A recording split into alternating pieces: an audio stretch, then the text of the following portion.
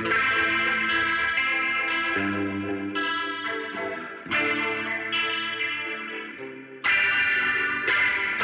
couple weeks ago, you made a post on Instagram, had some information for your friends and followers. You want to maybe explain to us what's going on? No.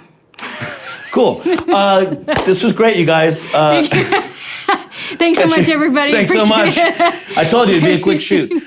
Well, the biggest thing is that I came out as transgendered, and I have started the process of going into transition.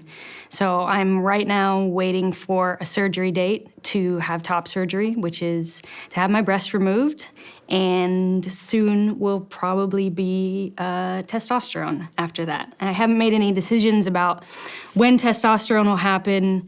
A little bit nervous. A little bit nervous about that, but I'm just waiting for a date. So as of now, I'm hoping it's in the next couple months. Tell me a little bit about your journey to that announcement and that decision. Well, I've always known, you know, since I was 3 years old, I started talking about it, started telling my mom that I was born into the wrong body, and always felt very different from everybody else, and couldn't quite understand as a kid, you know, as a very young kid, why I was being categorized in this particular way as a girl. And I don't really know how I knew that, especially being so young, like why I identified so much with boys and not at all with girls. But at the time, I was born in 1981, and there were absolutely no resources for that, especially at that age. So you just kind of chalked it up at that time to being a tomboy. Like, oh, okay, so you play sports. But then as I started to get older, it started to be harder for me to fit in, especially as gender became more important later in like elementary school. I just felt really isolated as a kid. I felt so distant and different from everybody because obviously people wanted me to play with the girls and, you know, sleep over with the girls. And I didn't fit into what they were into or what they were talking about. The boys knew I wasn't one of them, and the girls were just kind of like, okay, sure, Jen can come over. It was just kind of weird. So I didn't really fit into any one group, you know, and it was easier when I was younger because kids are a lot more accepting, but especially as I got older and puberty kicked in, it's very confusing for people when I used the bathroom because I looked like a little boy. And I wanted people to call me a boy. Kids and adults just didn't understand me, you know, understand what I was or what I was trying to be. And they knew my name was Jennifer, but then this little boy-looking thing this little boy hobbit walks in. That's how I walked in. Well, that's how you still walk in the door, to be fair. Some things will never change. To be fair to hobbits, you still... Even growing up as a teenager, there's still no kind of terminology that was available for my age. And I came out as being lesbian at 15, but I never felt like that fit.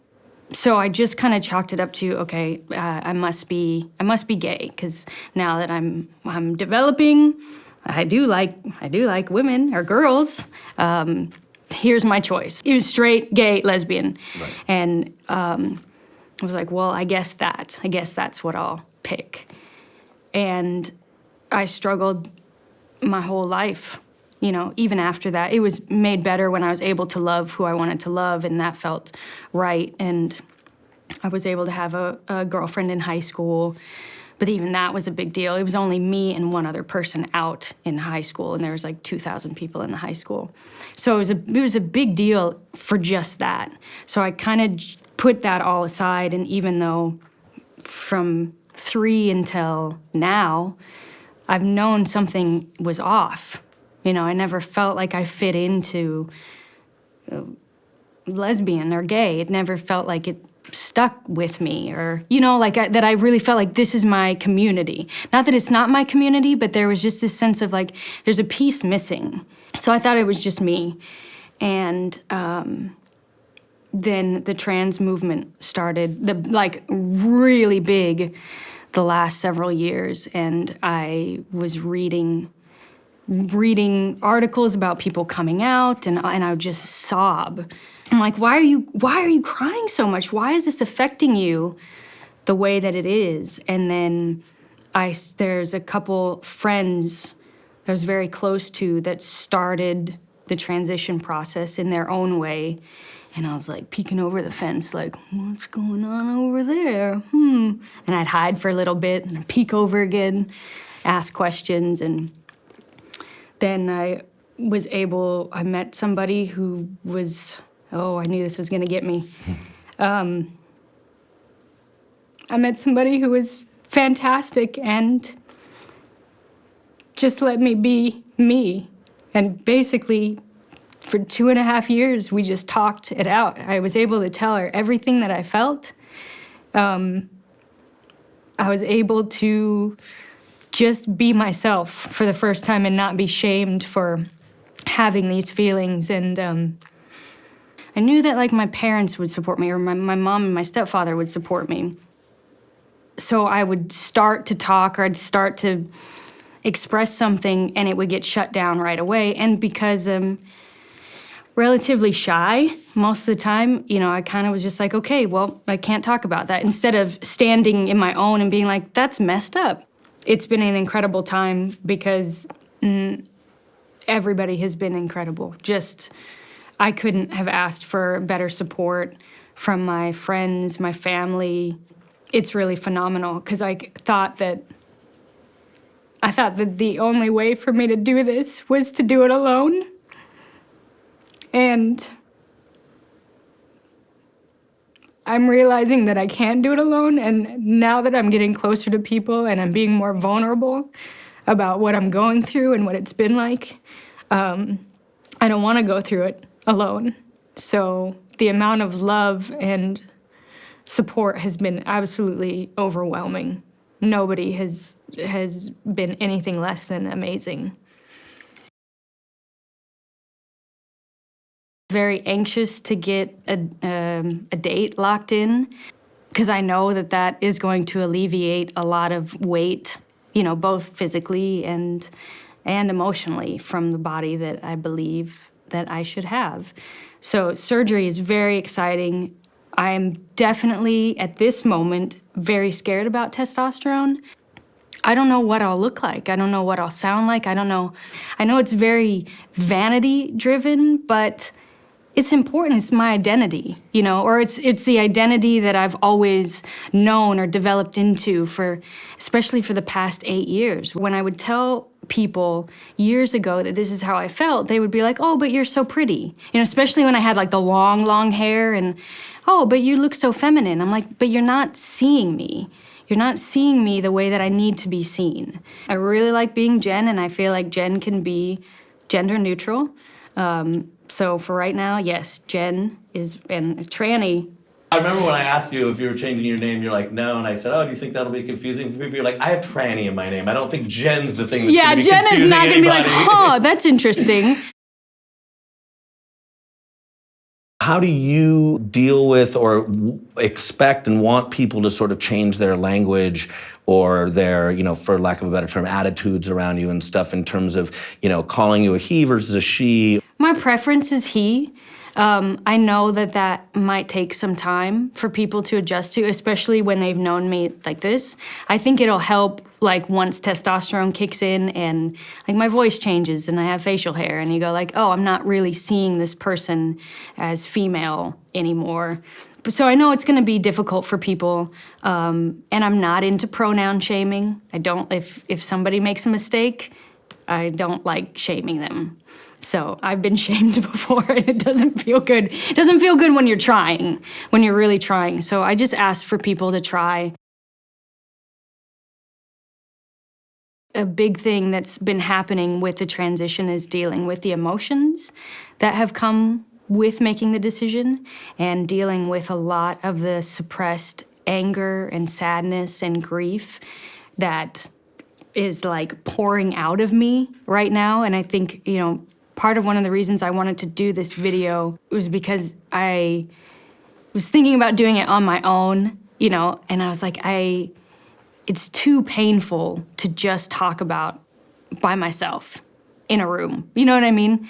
So needing that support to deal with the grief and the pain and the anger that's come with it that I didn't expect, because I've been suppressing for over 3 decades. Right before all this stuff started to come out, I was basically trying to sabotage everything in my life, everything good in my life.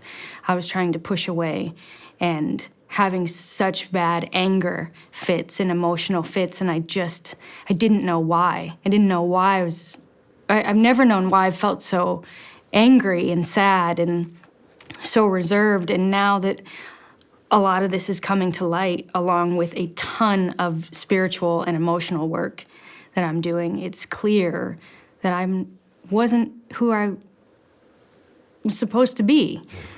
And that affects you, suppression just doesn't mean, oh, now it's gone. So I think another thing that has been really scary for me is dealing with the anger that's coming out, because the only way for it to get resolved is to come out. And now that I'm coming out, it's very scary for me to stand in my own space and say, this is who I am, and not back down and go back into, my little hobbit house and be like, I'll see you in 10 years, So I think more so than just the effects of tea, it's very scary for me to feel the intenseness of the emotions every day. And I'm hoping that starts to resolve itself, because it's not that fun. I don't like crying every day. Cottages. They're not called hobbit houses. They're called cottages. Cottages is the word you're looking for.